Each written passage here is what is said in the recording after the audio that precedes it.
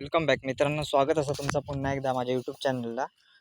गाडी आहे हिरोची झूम, बघू शकता तुम्ही. स्कूटर BS6 मित्रांनो. गाडीचा प्रॉब्लेम होतो, गाडी स्टार्ट होत नव्हती, म्हणजे इग्निशन लाईन यायची नाही. गाडी बंद होती तेव्हाच मी अंदाज मारले की गाडीचा जो एकतर इग्निशन लाईनचा प्रॉब्लेम आहे किंवा फ्यूजकडनं याची लाईन पास होत नाही. गाडी आता मी चालू केलं आहे, बघू शकता तुम्ही. ही बघा लाईन वगैरे येईल या, आणि गाडी सिंगल किकमध्ये स्टार्ट पण होता. आता मी तुम्हाला किक मारून दाखवते.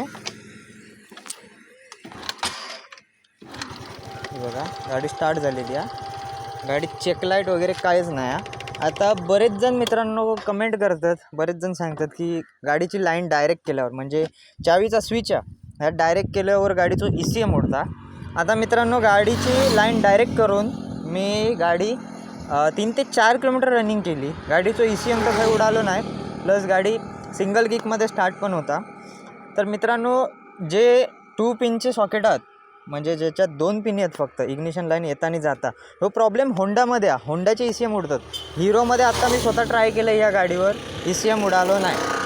आणि ह्याचा प्रॉब्लेम होतो चावी स्विचमध्ये. आता मी काय केलं आहे, कॉस्ट कटिंग करण्यासाठी याच्या चावी स्विचमध्ये WD-40 स्प्रे पूर्ण यूज केलं आहे, म्हणजे पूर्ण मारलं आहे स्प्रे, पूर्ण अख्खी एक बॉटल संपली. पण मित्रांनो आता बघा तुमका दाखवत आहे, जस्ट स्विच लावला, इग्निशन ऑन केला आणि लगेच लाईन येली. पहिली लाईनच यायची नाही. प्रॉब्लेम ह्या चावी स्विचमध्ये होतो.